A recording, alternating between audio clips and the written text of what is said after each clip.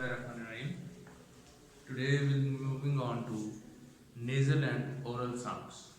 Last lecture में हमने देखा था articulation of sounds, manners, and then different kinds of sounds, how they are produced. Today we will move on to nasal and oral sounds, those sounds which are produced with the help of nasal cavity and oral cavity.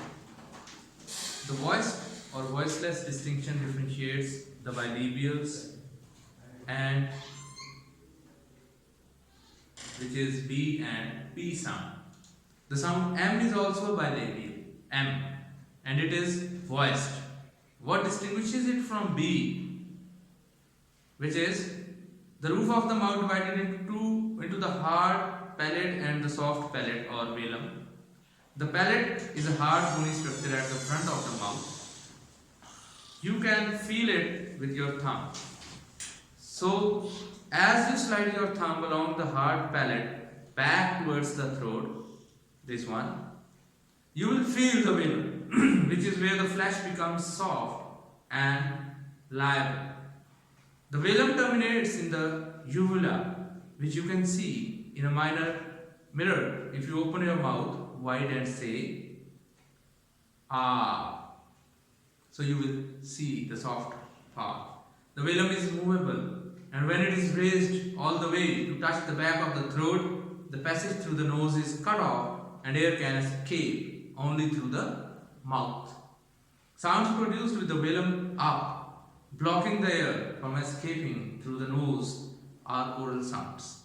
Since the air can escape only through the oral cavity, most sounds in all languages are oral sounds. When the velum is not in its raised position, air escapes through both the nose and the mouth.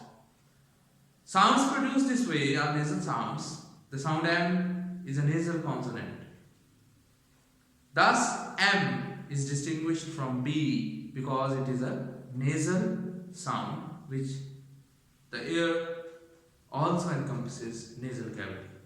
While B is an oral sound. The diagrams in figure 6.3 down show the position of the lips and the velum when M, B and P are articulated. The velum is raised in the sounds P, B and M are produced by stopping the airflow at the lips. M and B differ from P by being voiced. M differs from B by being nasal. The same oral or nasal difference occurs in dear and near, rug and run. The velum is raised in the production of D and G, preventing the air from flowing through the nose, whereas in N and N the velum is down, letting the air go through both the nose and the mouth when the glue air is released. The sounds M and N are therefore nasal sounds, and B, D and G are oral sounds. These phonetic features permit the classification of all speech sounds into four classes. Four classes: voiced, voiceless, then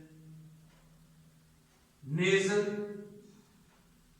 and oral. These are four classes of sounds of different alphabets. One sound may belong to more than one class, as shown in the figure. It says position of lips and velum. For M, lips together, velum down, and B, lips together, velum up. We now have three ways of classifying consonants: by voicing, by place of articulation, and oral versus nasal. For example, P is a voiceless bilabial oral sound, N is a voiced alveolar nasal sound, and so on. Stops are P, B, M, T, D, N, K, G, N, E, L, J.